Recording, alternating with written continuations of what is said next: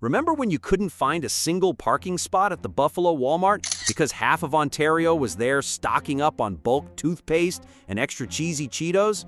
Yeah, not anymore. Fast forward to today, that same parking lot looks like a ghost town. Seriously, you could land a plane on it. Just 6 months ago, it was bumper to bumper with Canadian plates. Now, it's quieter than a Tim Hortons after midnight. Over 35,000 Canadian vehicles have simply vanished from U.S. border towns in the first 2 months of 2025. That's over $5 million in retail taxes, poof, gone. And folks, that's just the appetizer. The main course? We're talking billions of dollars drifting back north without so much as a protest sign or dramatic press conference. No drama, no hashtags, just wallets that stayed home. Some are calling it a silent boycott, a kind of polite Canadian protest where instead of yelling, people just stop spending. And the impact? It's shaking up big box giants like Walmart, Target, Macy's, you name it, right on their home turf. Today, we're not just talking numbers. We're diving into the emotions, the trust issues, and the economic heartbreak that's turning once packed parking lots into retail wastelands. This past weekend, those two famous crossings, they were as empty as a Monday morning after a long weekend. From February to March 2025, Peace Bridge lost 35,619 Ontario plates, while Rainbow Bridge shed another 29,537. That's basically an entire convoy that ghosted.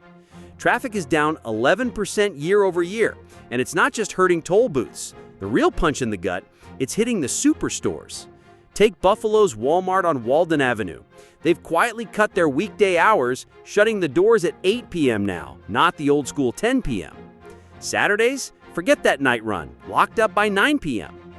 And Target in Blaine, WA, after northbound Canadian traffic tanked 50%, they scrapped an entire shift of workers. The local mayor, Mary Lou Stewart, flat out admitted that our police budget basically runs on Canadian shoppers.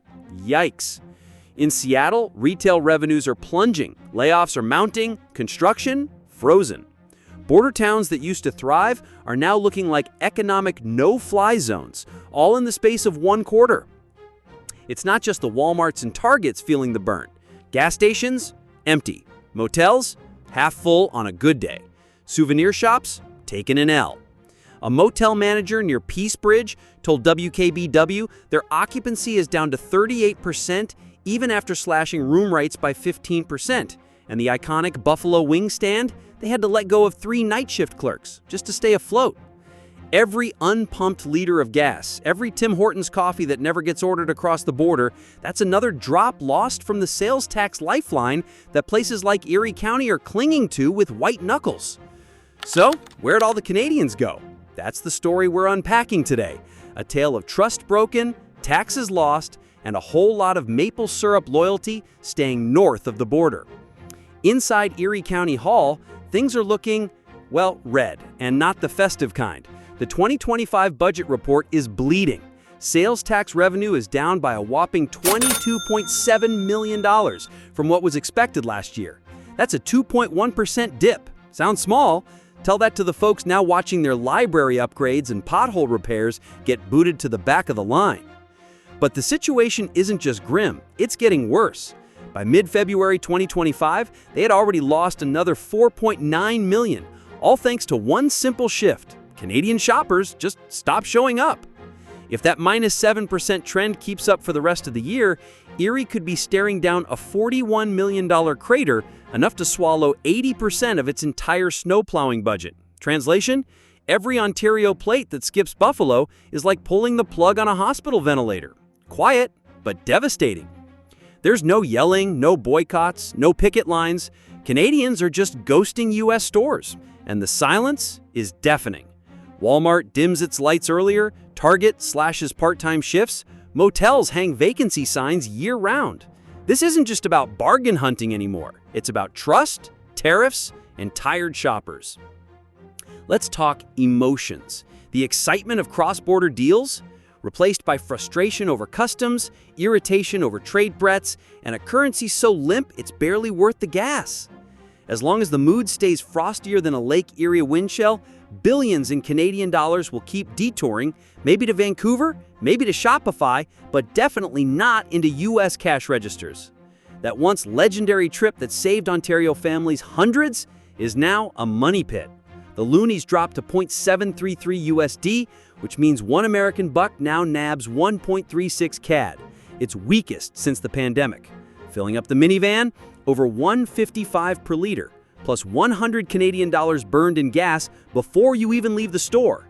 Add an $8 for the bridge toll if you're not using Easy Pass, and you're already down nearly 200 Canadian dollars just to get to the store.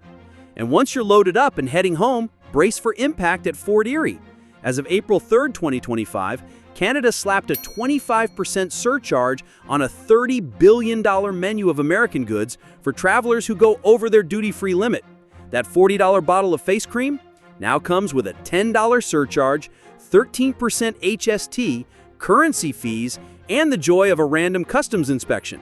No wonder so many shoppers are posting online, "I spent more driving to Buffalo than if I had just walked into my local Toronto store." And guess what? Canadian retailers noticed. Walmart Canada dropped prices on hundreds of essentials in June, claiming their everyday low prices can save a family of four 450 Canadian dollars a year. That's 2 weeks' worth of groceries back in their pockets. Meanwhile, Loblaw, Metro, and Sobeys have gone into full battle mode, plastering stores with price freeze signs and turning the local grocery run into a patriotic act. Who needs Buffalo when your neighborhood store feels like a discount fortress? And here's where things go from bad to worse. Survey after survey shows the shift is here to stay. According to dunnhumby's Consumer Trends Tracker, 71% of Canadians are cutting back on buying American food this year, and a quarter say it's permanent. That's $15 to $20 billion CAD in purchasing power yanked off U.S. shelves. It's not just economics, it's national pride. An Angus Reid poll shows 78% of Canadians now pledge to buy local, and 59% are actively avoiding products with the stars and stripes. From 2Milk to Prairie Jeans, Made in Canada is hot and it's personal. Let's do the math. A weak loonie, expensive fuel and tolls, a looming 25% surtax, killer deals back home. The cross-border bargain isn't just dead, it's been buried with a receipt. Erie County officials warned they could lose more than $30 million USD in retail taxes this year if the trend continues, but honestly, for most Canadian families, the decision's already made. Their wallets have voted. No speeches, no rallies, just a chain reaction at the pump, the grocery aisle, and the toll booth. It's subtle, it's quiet, and it's pulling billions out of America's retail bloodstream. In just 6 weeks, 35,000 Ontario plates vanished from Peace and Rainbow bridges. Erie's retail tax revenue plunged 7%, vaporizing another $4.9 million. Walmart Buffalo, Target in Blaine, their once busy aisles now echo with silence. Part-time workers sent home, store hours slashed, and the loudest noise you'll hear? The wind rustling through empty parking spaces. According to new data from Placer.ai, foot traffic at the top 100 U.S. retail and fast food chains is down 4.7% from last year.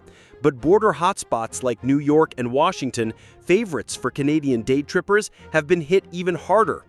And it gets worse. A leaked Walmart memo reveals that 3 special border format stores built specifically for Canadian shoppers have been flagged for potential closure. Why? Their Q1 sales tanked over 20%. If this trend continues, Walmart and Target could lose over $1.6 billion USD from just 28 stores hugging the border, Barclays warns. But it's not just big box retail getting hammered. Fast food's taking a beating too. A deep dive using NPD group data and border tax filings shows that the big 3, McDonald's, Wendy's, and Burger King, lost a collective $350 million USD in Q1. The bulk of that loss, outlets sitting within 25 kilometers of the Canadian border. And guess where Canadians are now heading for their fries and chicken? Homegrown favorites like Mary Brown's and Freshie. Less border drama, more local flavor. As one shopper in Niagara Falls, Ontario told Business Insider, "Why risk a duty check when I can support a local business instead?" Electronics and pharmacy chains also in the red. Thanks to a 30% price hike on iPhones, cheers to retaliatory tariffs, and customs hassles that feel more intense than an airport security check, the Apple Store at Walden Galleria has seen foot traffic nosedive 25% since New Year's Eve. Best Buy in Niagara Falls, New York, even shut down their Genius Bar on weekends to save on staff. Meanwhile, across the border, Amazon.ca is booming. Same-day delivery orders have doubled in Ontario and Quebec compared to last year.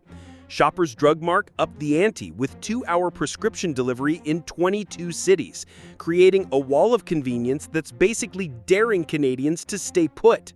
Now let's talk fashion, and not the kind with clearance tags. According to Trendex North America's luxury retail report, Canadian designers are on the rise, with domestic luxury sales up 4.2% in 2024 and climbing.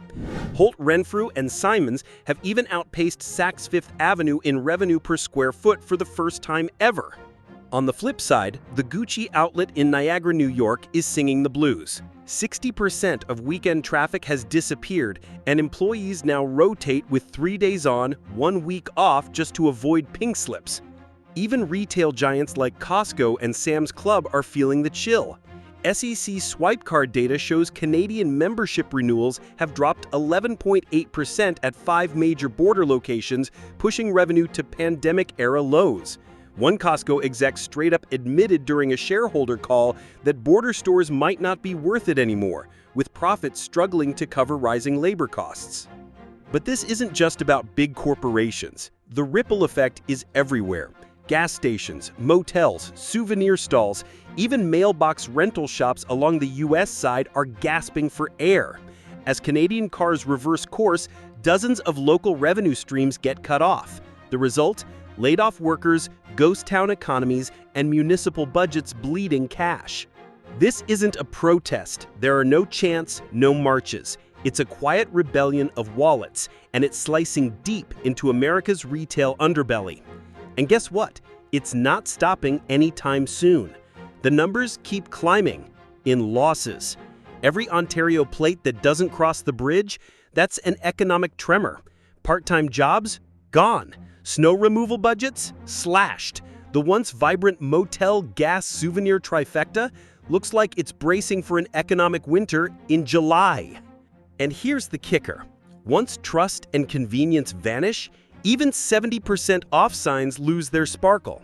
Discount aisles and duty-free stickers can't compete with shoppers who feel safer, prouder, and richer spending their money at home.